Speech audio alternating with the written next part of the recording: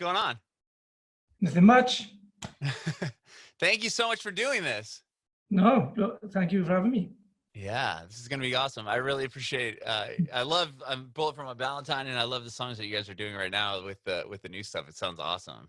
Oh, cool, man. Thank you very much. Yeah. So our podcast is about your journey in the music industry and how you got to where you are today. Okay. So tell me about tell me about where you grew up. Ooh, I grew up in a real small valley in Wales, which is very, very small. Nothing much to do.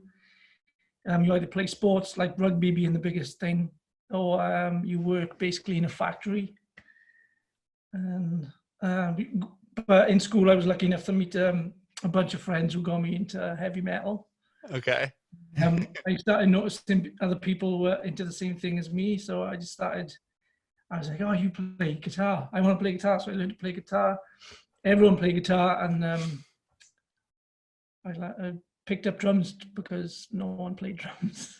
But it's a really small place, and then the town is really small as well. It's just a small mining village, really. So that's where I grew up. Wow. And you said guitar was your first instrument? Yeah. Okay. I played guitar for 2 years. How old were you when you picked up guitar? I was 14. Oh, okay. 14. Yeah, so it was good. I wanted to be Kurt Cobain, as everyone did at that age. Sure, totally. Yeah, but then I put on a CD or a cassette, and all I could do was drums. So I was like, oh, okay. Oh wow! So you got into drums because everybody else already played guitar. Is that what you said? Yeah, kind of. And there was always a drum kit there, and no one was interested in the drums. So that's the best way to jam. So I was like always in a band then, Yeah. Wow. Okay. So you started playing drums at 16-ish, and then it just you never stopped. It was just drums from there on out. Oh yeah, definitely. Tell me about those first bands that you were in. The first band I played drums in was it was actually Paj, the guitarist from Bullet. He was the singer and guitar player for that band. Oh, and wow. I bought his drum kit off him because he was a drummer at the time. So I bought his drum, and we started just doing covers and stuff. So and then from there, met Matt in school, and then joined his band playing guitar. Didn't like playing guitar, and then we all ended up in college like 2 years later, and then we just started jamming, like me and Matt, drumming and guitaring. And is that what eventually became Bullet from a Valentine? Was just the two of you jamming? And tell me about getting grabbing the other members. So did you go to like high school and everything with Matt? Yeah, every original Bullet member was all in school together at some point. Oh wow! Yeah, that's cool. And then so you start Bullet, and then what were those first shows like? They were good. We were just traveling, obviously because we were writing our own material. We knew Bridgend wasn't going to be the place for us to, spread our wings and get out there, because Bridgend, our hometown, was so small. So we was traveling back and forth London every weekend, trying to play in front of like labels, agents and stuff. So we was doing that for 4 or 5 years. Wow. Yeah. Just driving out to London because that was the biggest place to play. Yeah. The closest big city. Wow. Yeah. It's fun though. Yeah. From there, so obviously you're playing in front of labels and doing these shows. You obviously get signed to a record label. Tell me about that experience. Well, it was funny. Excuse me. It was we lost our original bass player, so we had Jay then come in, and Jay's second ever Bullet gig, we got offered a record deal with Sony Records. It was like, oh my gosh, you lucky bastard. Wow. And so you get offered a deal on his second show. Yeah. Oh my gosh. He was like the good luck charm at that point. Yeah, for sure. And then was what label was that? Was that was that Trustkill on? Were you is that the label that came to you first? No, he was always signed to Sony, but they wanted to build the band as if it was like a up and coming foundation band. So they licensed the the first EP and the first record out to smaller labels like Trustkill. Oh, sure. Okay. So, but Yeah. you were always under the Sony umbrella? Yeah. Sure. Wow. Okay. So you get signed to this label. And at this point, had you guys only really played in London and obviously where you guys grew up in Wales? Yeah. I mean, it was from there, once we started recording music for Sony and then we started getting on tours, it was kind of very strange for us because we were supporting bands which we grew up listening to, you know, and it's Yeah. quite Who'd you get to interesting. play with on those early tours? Um, well, on our first album, we opened for Iron Maiden, Guns N' Roses, and Metallica all in one summer. My gosh. And at that point, you're just like, well, I've played with everybody I would want to. That was it. I mean, that was 3 goals ticked off our checklists. We're like, oh, okay, we better start making new goals for ourselves. Wow. So that first record, was that on the Poison? That was on the Poison then? Yeah, it was on the Poison. Yeah. Okay. Oh my gosh. And then so a couple from that record, you guys obviously started getting a fan base, and then the next record you guys put out, Scream Aim Fire, was what was like the milestone from that album there? Like, were you doing more headlining shows at this point? Yeah, it was. We were more established as a headline band at that point, due to the fact of we could, put our own crowd. We didn't have to support anymore, and it got to number 3 or 4 on Billboard in America. So that was really weird for us. Wow. Yeah, Had you toured the US yet? Yeah, we toured the US on our first EP. Oh, wow. Yeah, so we were basically over in America straight away. Sony had us over there right away. And Wow. yeah, it was Screaming Fire was when we started noticing that our band was getting really big really fast. Yeah, that's when the crowd started to really kind of blow up, so to speak. Wow. Okay. And then you go on to put out Fever. Was there like a milestone off that record that you can remember? Yeah, I think that one got to like number 3 on Billboard, which was obviously better than Screaming Fire. Jeez, yeah, number 3. Wow. Yeah. And it was number 1 on the rock alternative one chart. Yeah, and that was a time that when we was touring, we became an arena band in Europe and UK, and we did massive shows in Australia and Japan, and we did our biggest headlining shows in the States as well, which was awesome to be that big. Yeah. Was it different trying to play? I mean, for you as a drummer, was it different playing in front of, a massive arena crowd or some of those smaller shows? Like, what's the benefit of playing aside from being in front of way more people? Like, did you get like a drum tech at this point and all that stuff, or was that already kind of helping that you already had that? Yeah, we kind of already had that. But, Okay. I really like the small shows. The big shows are cool for like, I don't know, a couple of tours. Uh-huh. But they just get a bit boring, and it's just you lose a lot of vibe. I love a lot of like punk rock music and a lot of like underground music, so that's where I like to be. Yeah. I was definitely missing the whole club vibe and stuff, and the sweaty, and it's people just climbing out of the walls and stuff. Sure. That No, must be we're not complaining at all. Well, right. They were good. Yeah. Sure. Wow. Like, I mean, that must have been that was fairly, I mean, that wasn't that long ago. I mean, on your third record, you're at the arena level. Like, that must be pretty wild. You obviously saw a quick or you obviously saw like a definite, jump in the fan base if you went from, the regular sized theaters to like the arena crowds. Was that, I mean, I can't imagine, how did that feel going up to that next step? Yeah, really, really good. I mean, that's where we wanted to be as a band, always growing and growing. But we was like, we where we want to be now. So what's next? Do we try and stay in the arenas? And that's what we try to do. And I think that was when we started writing more for radio and stuff. And that's when the downfall started creeping in, because we were trying to be something we weren't, I think. Oh, okay. So once the radio and all that kind of started to come in, you felt like you guys were trying to write to make the record that's going to go onto the radio. Is that what you mean? Yeah, because we thought radio picked up our songs because we were writing those songs anyway. But once Uh, radio got them, they made the band bigger. So then we were writing for radio on the next album. on Temper on Yeah, that record. yeah, Okay. yeah. That's when it started slipping away, I think. And then what happened with Venom? Were you guys able to,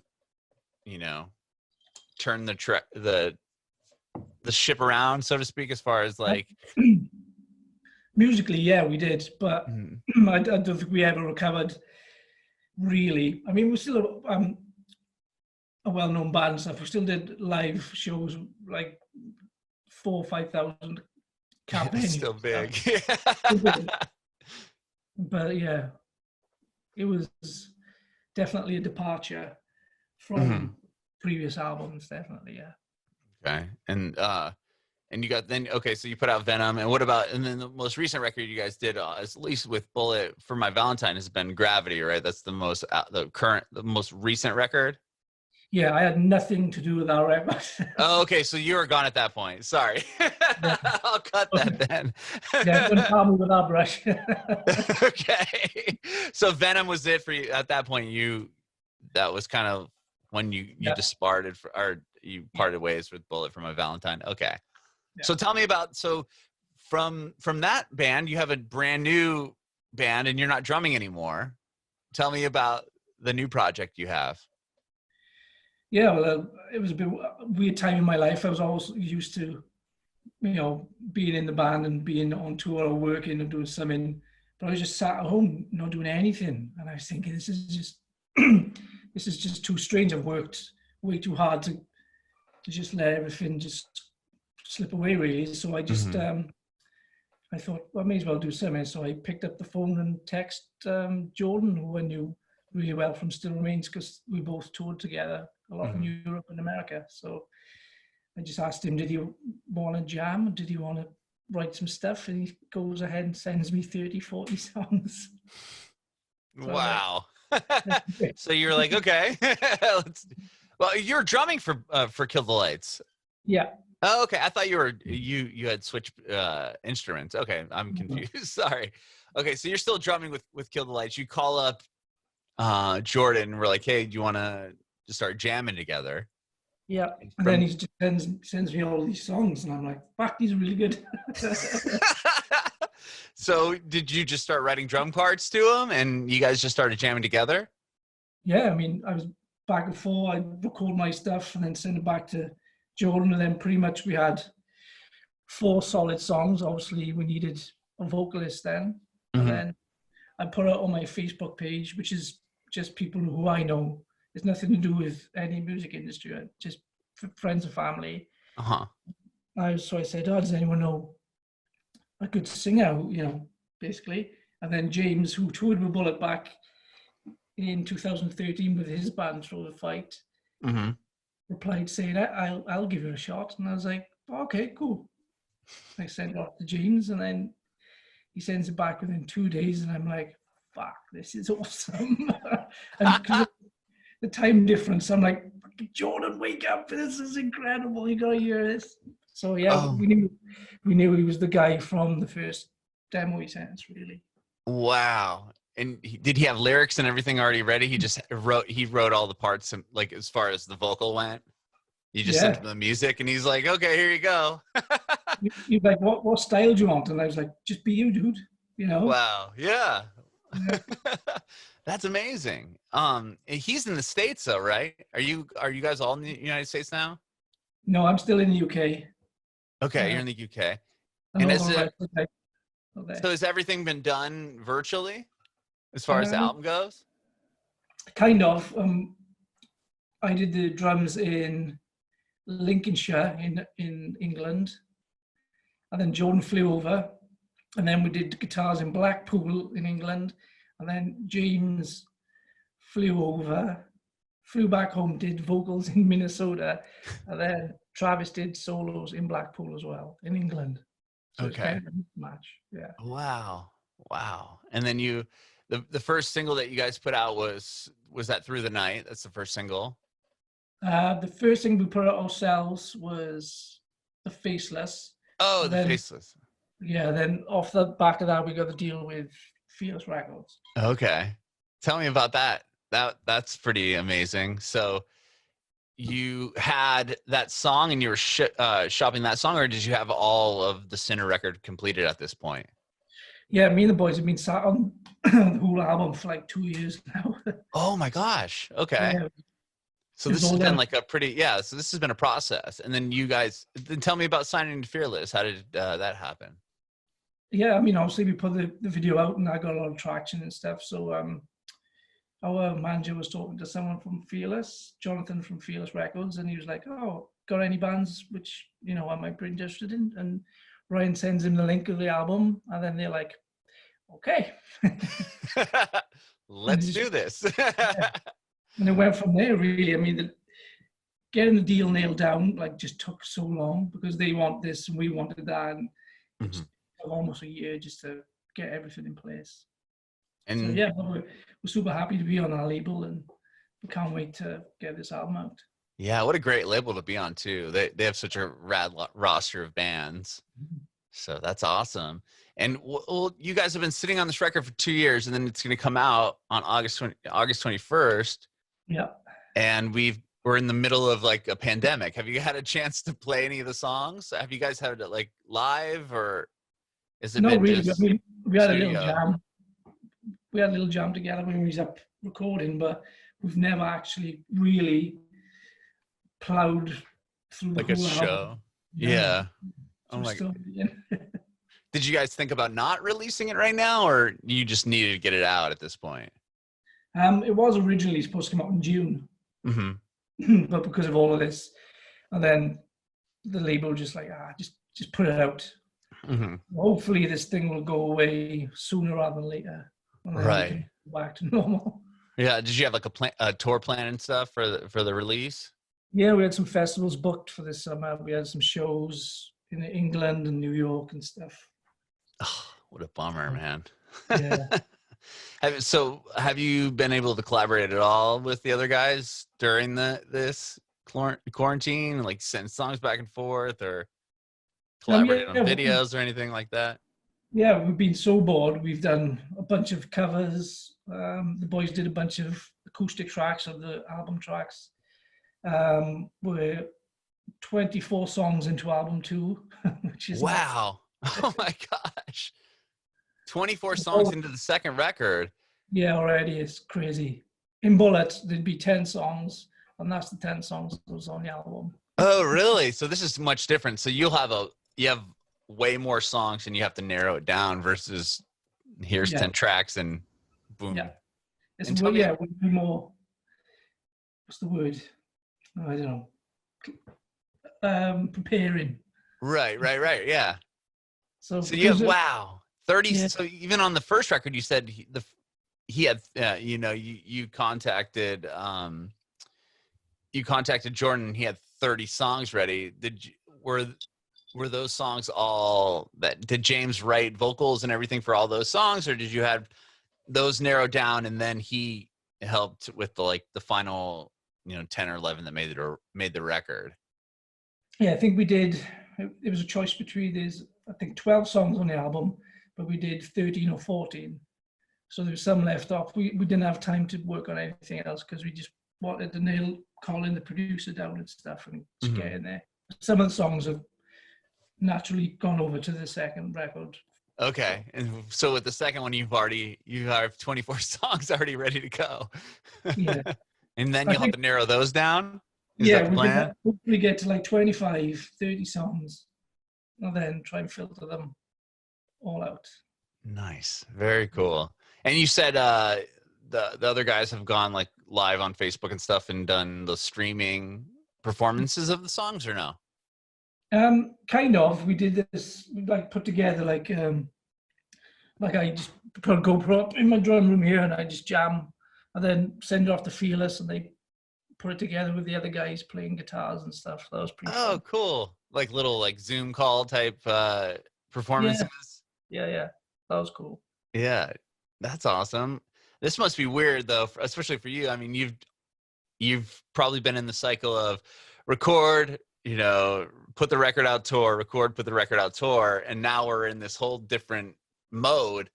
Is it like, how are you guys approaching like supporting and putting the record out during this?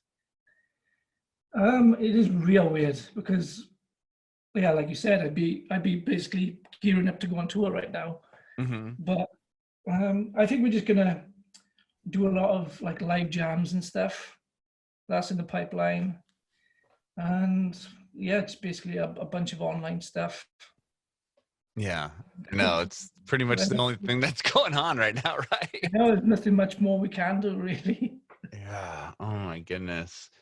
That's what a wild, weird time, Like you're in across the world from me and we're both stuck in the same spot, inside. Yeah. Oh my goodness. So you said you hadn't had a chance to play like a proper show yet with your band, right? Nothing, no. Oh my gosh. Wow. So yeah, I'm sure you're pretty itching to get out and play, so to speak. Yeah, I'm just can't wait for the day the five of us are in a room and we're rehearsing for our first show. Yeah, totally. Hopefully it'll be sooner than later. Yeah, I know. I know, man. Wow. Well, thank you so much, Moose, for chatting with me today. I really, really appreciate it. No, man, thank you. Yeah. I have one more question. I want to know if you have any advice for aspiring artists.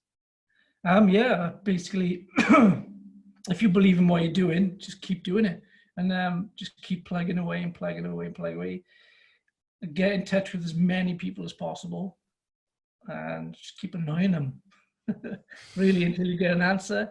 And if they say no, move on to the next person. But you must have good songs, I think, because you can't put out a bad product, otherwise no one's going to sign you.